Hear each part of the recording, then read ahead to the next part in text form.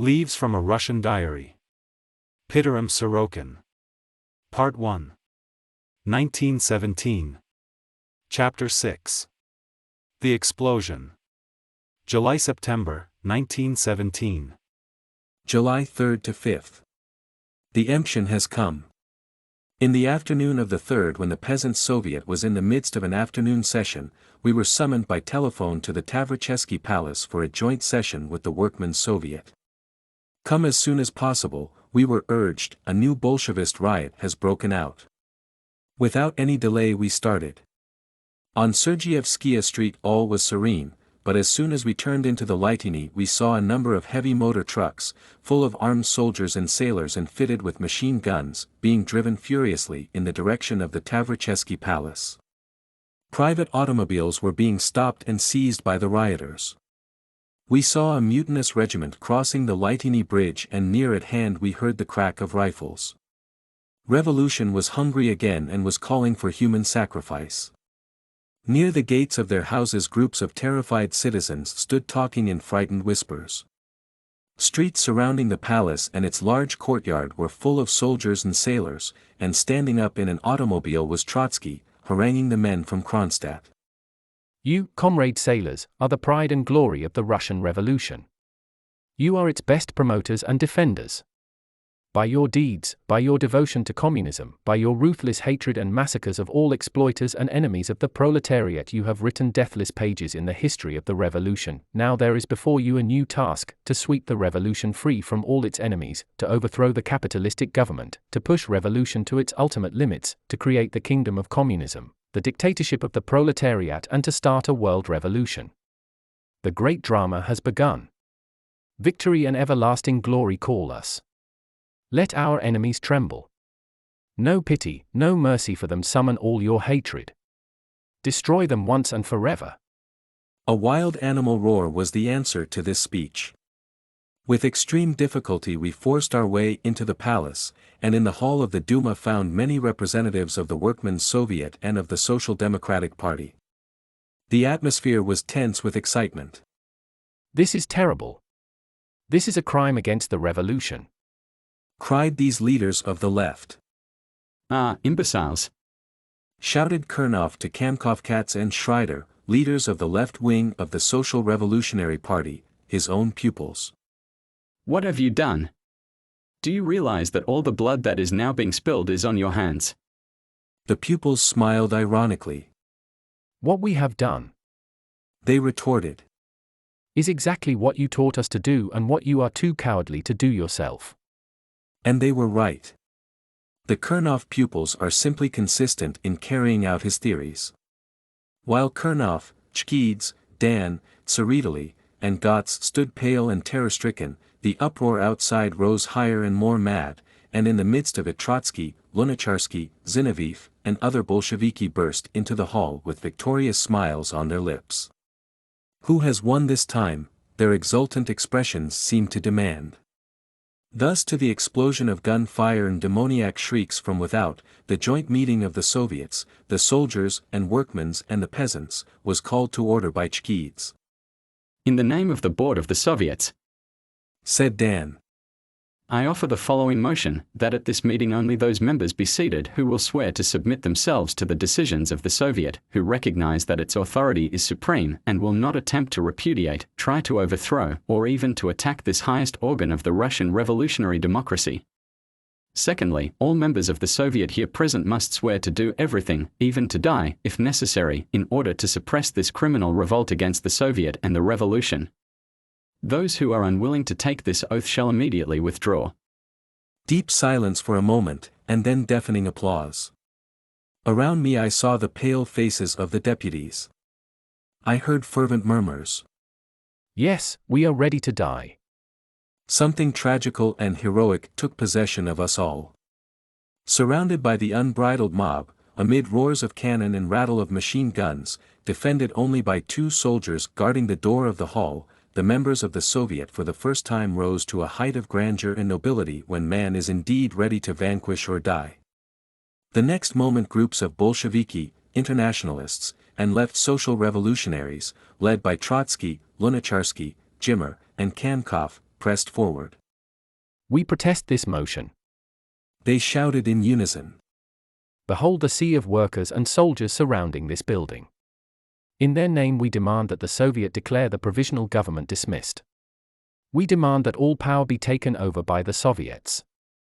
We demand that the war be ended at once. We demand a dictatorship of the proletariat. We demand that the capitalistic system be abolished and a communistic state be established in its stead. If you don't accept this willingly, we will force it down your throats.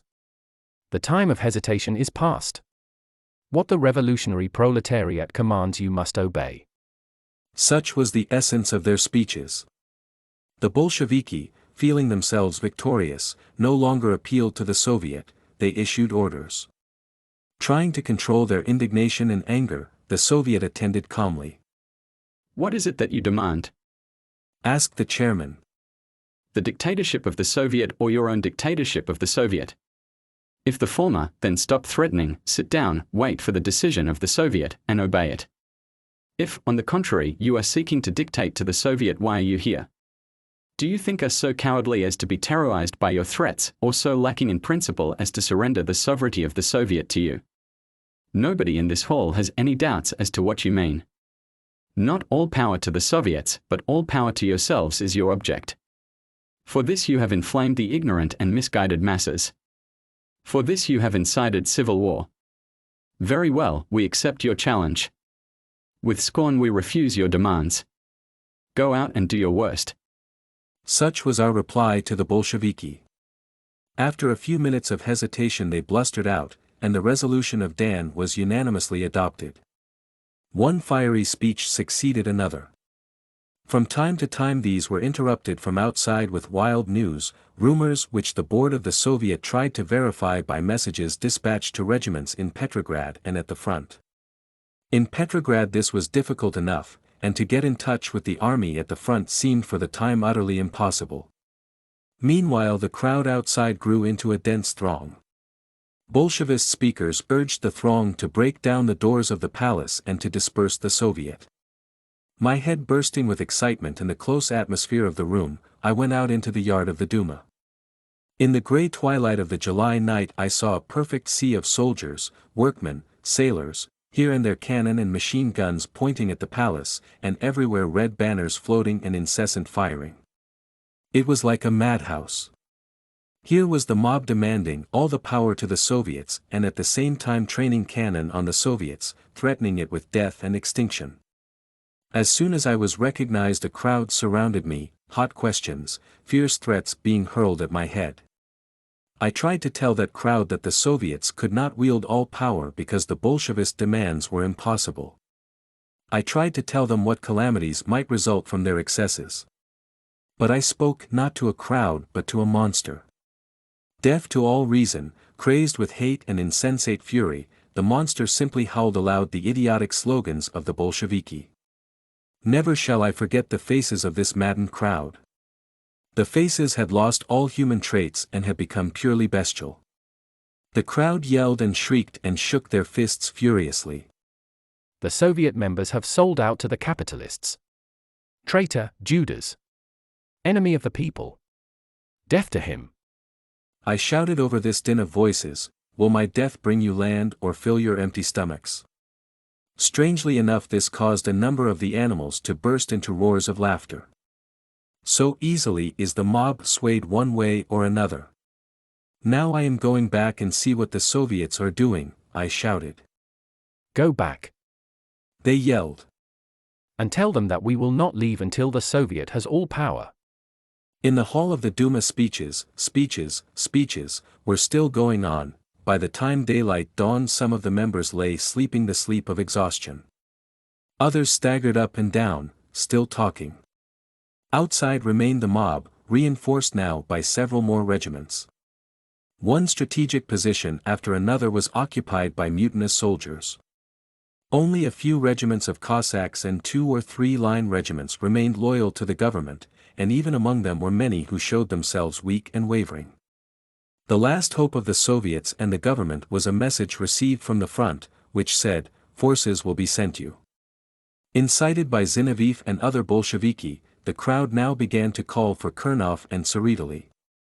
Only a few days before these two had been popular idols, but now they were objects of bitterest hatred.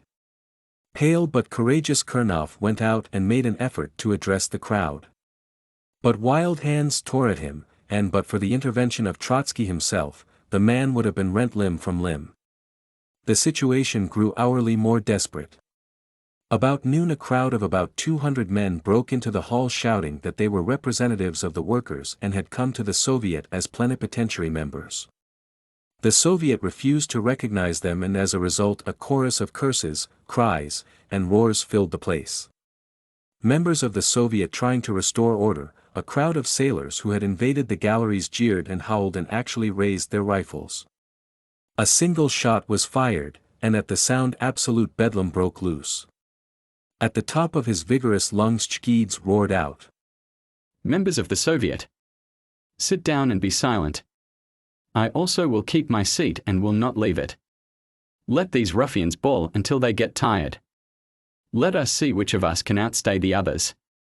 These words, shouted in a Caucasian accent, half angrily, half ironically, restored a semblance of order. For a moment there was comparative quiet. "Now," cried Chkidze, still master of himself, "as soon as you have ceased to be possessed of the devil, I will announce that it is time for luncheon. That is, if there is anything to eat. After you have had a little food you will be able to meet this crisis more calmly. I declare a recess until 4 o'clock, members, however, to remain in this building and yard." The Soviet members, plenipotentiaries of the people, and spectators quickly left the hall.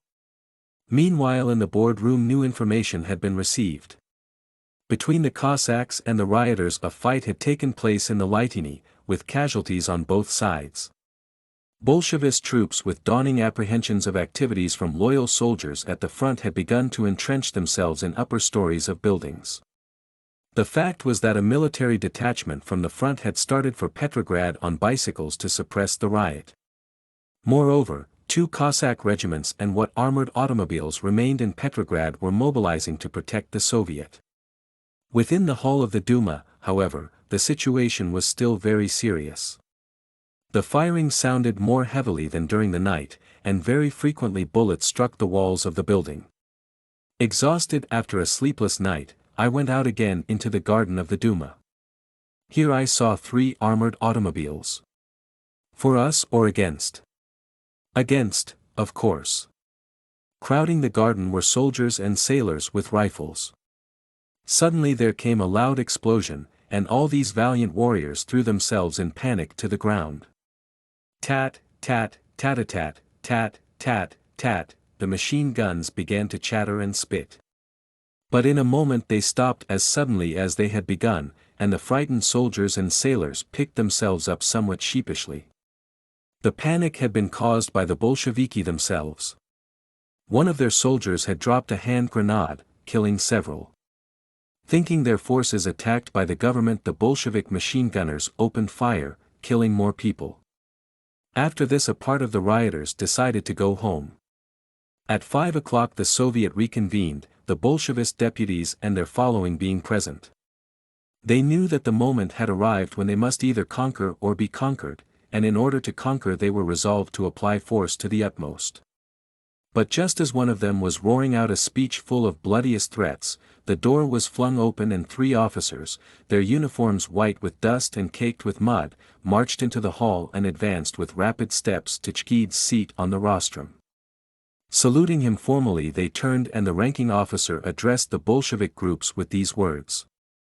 "While the Russian army has gathered all its forces to defend the country from the enemy, you soldiers and sailors who have never faced war, you idlers and traitors who spend your time in vicious babblings, you adventurers and turncoats, what have you been doing here? Instead of fighting like men against an invading enemy, you have been murdering peaceful citizens, organizing riots, encouraging the enemy, and meeting us, the soldiers of the great Russian army, with machine guns and cannon. What infamy! But all your treachery is in vain. I, the commander of the regiment of bicyclists, inform you that my troops have entered Petrograd. Your rioters are dispersed. Your machine guns are in my hands.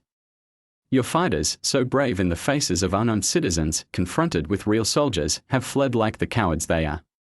And I tell you that at the first attempt to continue or to repeat your uprising you will be shot down like dogs. Turning to the chairman, and once more saluting, he said, I have the honor to declare to the Soviet that we are at the disposal of the government and the Soviet, and that we await their orders. The explosion of a bomb could scarcely have produced such an effect. Wild, joyous applause on the one hand, shrieks, groans, maledictions on the other. As for Trotsky, Lunacharsky, Jimmer, Katz, and Zinoviev, as one of my colleagues expressed it, they shriveled like the devil before holy water. One of them did make an effort to say something, but was instantly howled down. Out of here! Away, shouted the Soviet, and with their partisans at their heels they left. Half an hour later military music filled the halls and corridors of the palace. 2 regiments of Petrograd with full ammunition had entered the Duma. The Bolsheviki had been definitely defeated and once more the forces of order had won. Followed quickly dispersal of the crowds, arrest and disarming of mutinous soldiers. About 2 o'clock in the morning I reached home, fell on my bed, and was instantly asleep. July 5 to 6, 1917. In today's newspapers were published documents proving that the Bolshevik leaders, before their departure for Russia, received large sums of money from the German military staff. The news created universal indignation. Traitors. German spies. Murderers. Death to them. Death to the Bolsheviki. Thus roared and howled the mob, which yesterday was just as lustful for the blood of Bolshevik enemies. The public mind had veered so completely that now it was necessary to defend the Bolshevist leaders from violence. Steklov Nakhamks, among others, in order to save his life, voluntarily sought arrest. To prevent the lynching of Kronstadt sailors Tchaikovsky and I were obliged to accompany them from Petropavlovskaya fortress to their ships. Realizing the fate in store for them if they fell into the hands of the fickle mob, the pride and glory of the revolution, as Trotsky had called them only a few days ago, now behaved like condemned criminals. Under the hoots and curses of the street crowds they cringed like dogs. Are you alive? Is everything all right with you? This was a telegram from my wife, who was in Samara. Of course I was all right. Today Trotsky, Kollontai, and others were arrested. Lenin and Zinoviev escaped. Now the question is, what to do? We moderates are not bloodthirsty, yet in order to prevent repetitions of these murderous uprisings we must exercise great firmness. If it is necessary to execute a few thousand ruffians in order to save millions of Russians, then we must be prepared to do it. The Soviet is inclined to leniency, but was not Napoleon right when he said, "When they say a king is good they mean that he is a bad ruler"? I think leniency at this juncture is nothing but weakness. Riot is put down, but nothing has happened to suppress the orators or to punish the rioters. Passing by the Fontanka, at the corner of the Nevsky Prospect, I heard the following speech.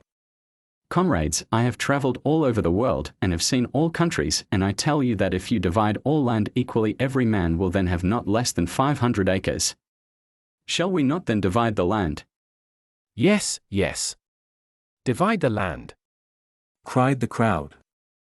I have visited all countries, comrades, I have studied economics, and I tell you that if we divide equally all the world's money, every man will then have no less than 10,000 gold rubles. What do you think of that, comrades? Great. Bravo. Hooray. I have visited all countries and have seen all peoples, but such sheep as you are, believe me, I have never seen. What do you think of that, my stupid comrades? Again the crowd laughed and applauded. Later I witnessed another scene quite as characteristic. The Bolshevik who was speaking wore a soldier's uniform and prominent on his tunic was a military medal. Furiously he denounced the Tsar, all aristocrats, all officers, and loudly he called for the abolition of all honors and privileges, all distinctions and insignia. Why do you wear that medal on your breast? Someone demanded. Oh, this medal is quite a different thing. Returned the orator. It was given me by the Tsar himself for my military services. This time the crowd did laugh, and I laughed with it. Every leveler wants equality only as it abolishes the privileges of others. As soon as himself is affected, then he wants inequality. What a light on the human comedy! I have been offered 3 posts under the Provisional Government, that of Assistant Minister of the Interior, Director of the Russian Telegraphic Service, and Secretary to Prime Minister Kerensky. After reflection I decided to accept the secretaryship, although in present circumstances I doubt if I can be of great service to the country. However, as Kerensky's aide, I shall do my utmost. Kerensky is now installed in the Winter Palace, though why he chose the palace rather than a private house I do not know. I fear his presence there may give rise to unpleasant gossip, but others, Breshkovskaya among them, are also living in the palace, Breshkovskaya in 2 modest rooms. Kerensky occupies 3 or 4. The old servants of the Tsar are still in the palace. They are polite and kind, and do not seem to look upon us as noisy intruders and parvenus. Well, our mode of living is quiet enough. Perhaps if it were a little less modest it would give more impression of power and permanence. The elaboration of the law regarding elections to the Constitutional Assembly is almost complete. It is most democratic, allowing for full proportional representation. Only it seems to me that it is about as suitable for poor Russia as evening dress would be for a horse. A few days before I assumed my responsibilities as secretary to Kerensky an event occurred which deeply impressed all sober-minded Russians, even those who for years had been committed to the revolution. I refer to the exile of Tsar Nicholas II and his family to Tobolsk in Siberia. This was done secretly, but several days before my old friend and collaborator, Mr. Pankratov, called on me at the office of The Will of the People, and told me that he had been appointed as chief of the Emperor's Guard to escort him into exile. Pankratov was an old revolutionist who had spent 20 years of his life in close confinement in the fortress of Schlüsselburg. Notwithstanding this, he was a thoroughly humane man, having not the slightest animosity to the Tsar or to the old regime. Therefore, I was glad that he had been chosen, and I felt sure that he would do all in his power to make the imperial family as comfortable as they could be under confinement. The purpose of this banishment was not in any way malicious. On the contrary, I know that it was Kerensky's desire that the family be sent to England. His plan failed simply because the Soviet would not consent to it. The extremists, always imitating the French Revolution, pretended to see in such complete liberation a danger to the state. It was these same extremists, especially Steklov, Jimmer, Mstislavsky, Sokolov, and other left-wing deputies, who were guilty of the worst features of the Tsar's imprisonment in the palace at Tsarskoe Selo. His position there finally became entirely unsafe, and had the July riots lasted even a few days longer I am positive that he would have been murdered by the Bolsheviki. It was really necessary to send the family somewhere where their lives would be safe, and where at the same time there would be no quarrel with the extremists concerning the safety of the revolution. At Tobolsk there was little revolutionary sentiment, and no fanaticism at all, and under the guard commanded by Pankratov there was no danger of attempts at assassination. Yet, if the Bolsheviki ever gained an upper hand, said Pankratov, God alone knew what might befall. Pankratov thought that if worst came to worst it might be possible to send the family abroad through Siberia.